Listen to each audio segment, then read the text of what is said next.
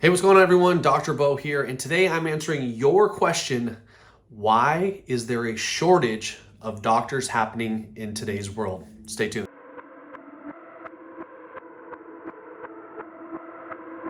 How can I help you today? Hey everyone, well today is a video that I have been sitting on making for quite some time, to be really honest with you. And it is a topic that gets asked a lot of me. And it really is hey Beau, how can I find a really great primary care doctor? How can I find a doctor for me and my family when, simply put, there really isn't many doctors? And what I want to share with you guys is that there is absolutely a shortage right now in the United States of America of doctors, of chiropractors, of qualified physicians to take care of you. And I want to address the reasons why this is happening. Now, first off, understand this isn't your issue that it's happening, meaning this is happening across the whole United States, just not locally where you're at. Now, I feel like I have a unique position and am able to talk upon this because I'm an actual in-practice doctor. If you guys are viewing this for the first time, I am a chiropractor in Santa Maria, California. I have 2 associates in my practice. I'm in private practice and I specialize in sports medicine.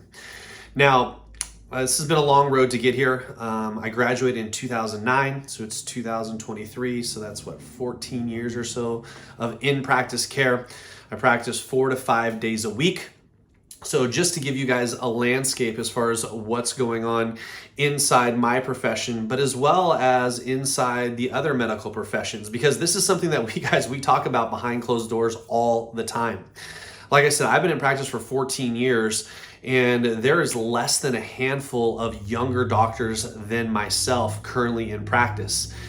And honestly, we need more doctors. We need not only more chiropractors, but more general practitioners, medical doctors, orthopedic surgeons, physical therapists, because there is so many more people, yet so few doctors. Now, the question is why? So let's talk about that.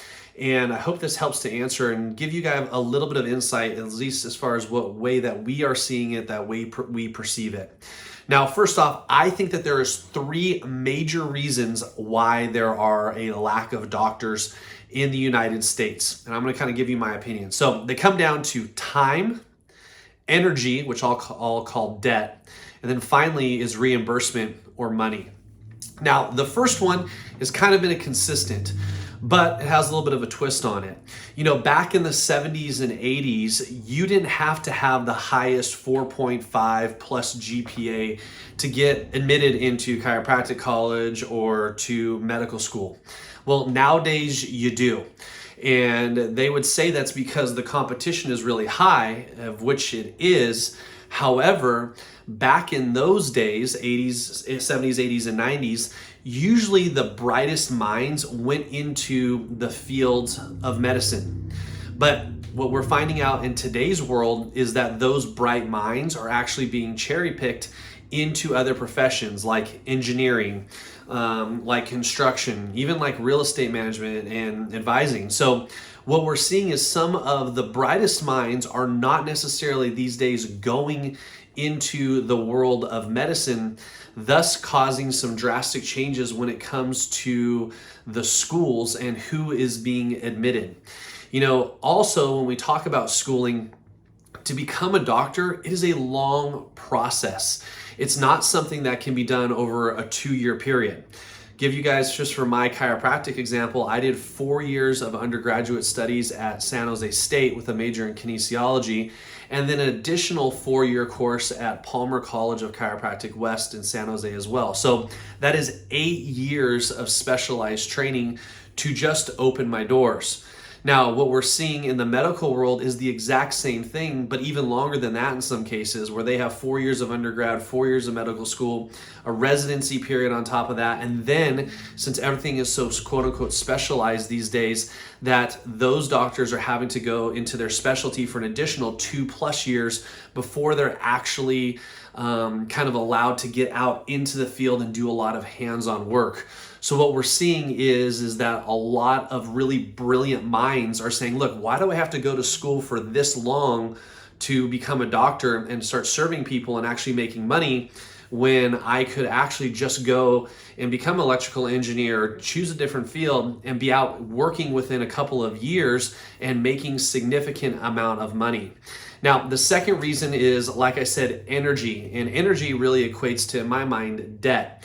You know, as a chiropractor who graduated in 2009, just for my schooling at Palmer West, my living expenses and my school expenses, it was upwards of $200,000.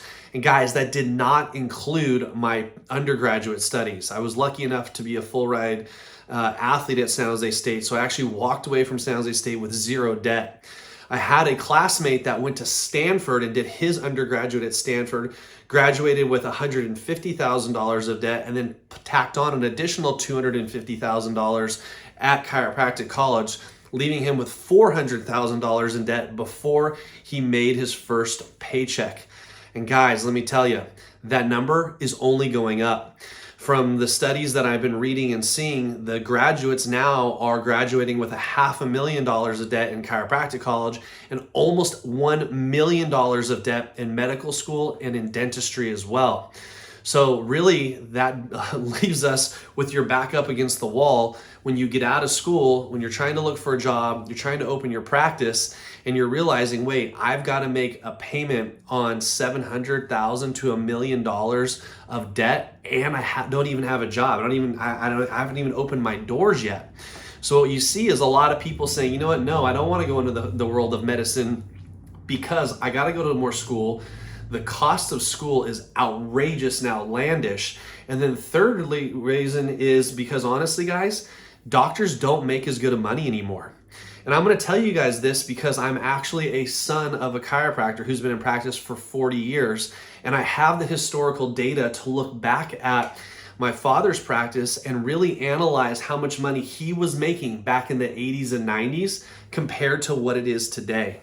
Now, most doctors, unless you're running a quote-unquote cash-only practice, take some form of insurance. Your Blue Cross, your Blue Shield, your Kaisers, your Aetna, etc.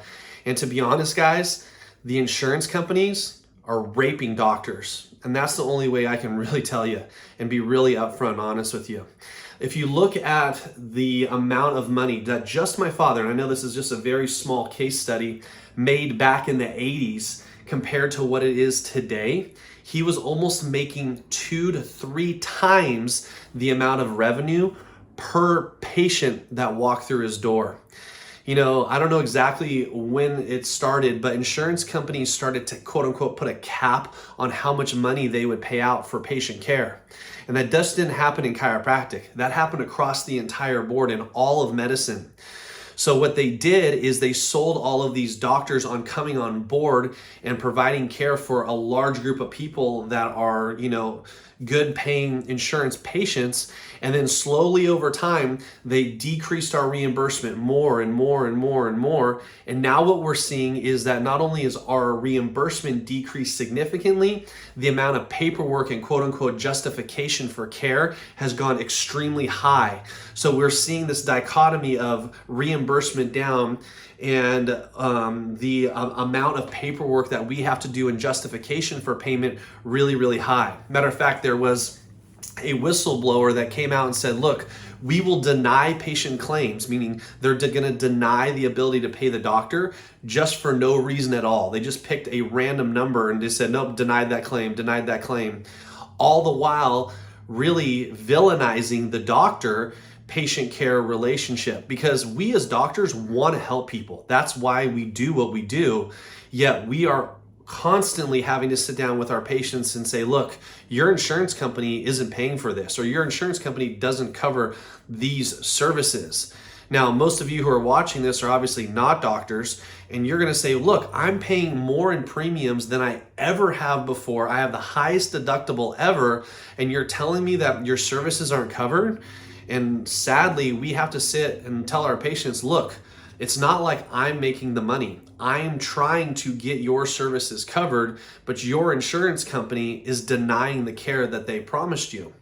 Now, they'll call it, it's not acute care or it's not life-saving care.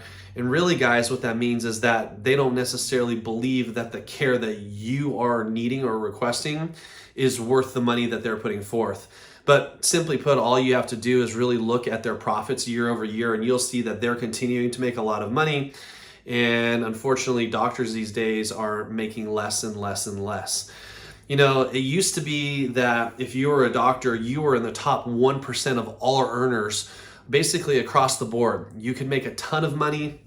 You could help a lot of people, have incredibly high job satisfaction, and do it for an extremely long period of time. But unfortunately, guys, in today's world, that's just not the case. What we're seeing is it's taking longer for doctors to become into the field. Number two, our debt, meaning how much school debt we have, is incredibly high. Number three, our reimbursement rates, meaning the amount of monies that we are going to make back from insurance companies, is lower than ever. And ultimately, that is going to lead to more doctors burning out in a shorter period of time. You used to be able to see, and I'm going to tell you guys, in my practice and like my father's practice, we used to be able to see 30 patients a day and make substantial amounts of money back in the 80s and 90s that would sustain us beautifully. We had a lot of luxuries when I grew up with my folks, and I look at my practice today and I'm seeing twice, if not 2.5 times the amount of volume, meaning patients, that my father saw back in the late 80s and early 90s, and I'm literally making half of the amount of money.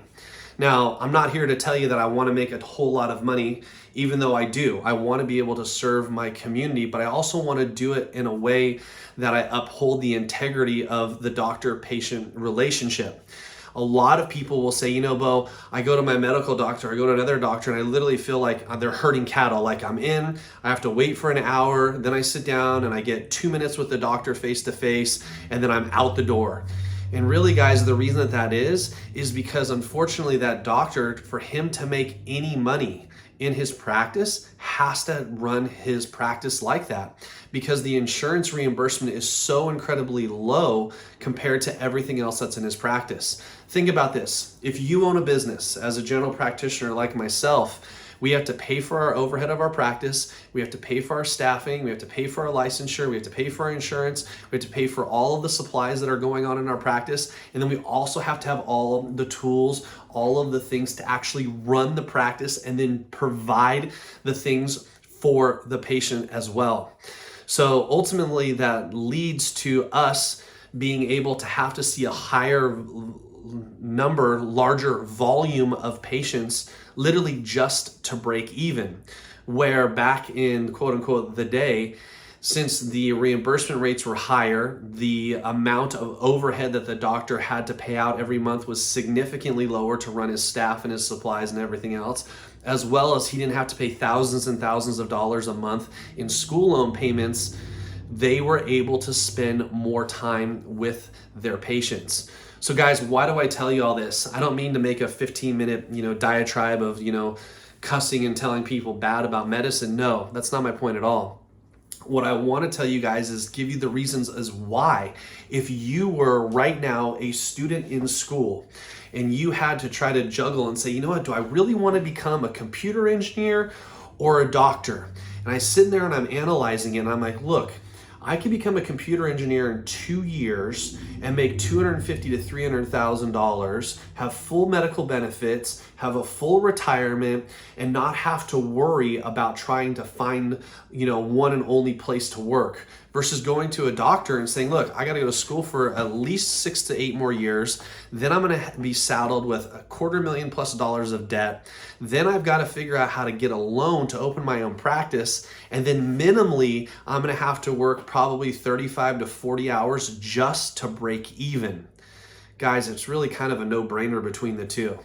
Now, luckily, there's some people who absolutely love medicine, they absolutely love chiropractic, and they love, and in my opinion, are healers, innate healers.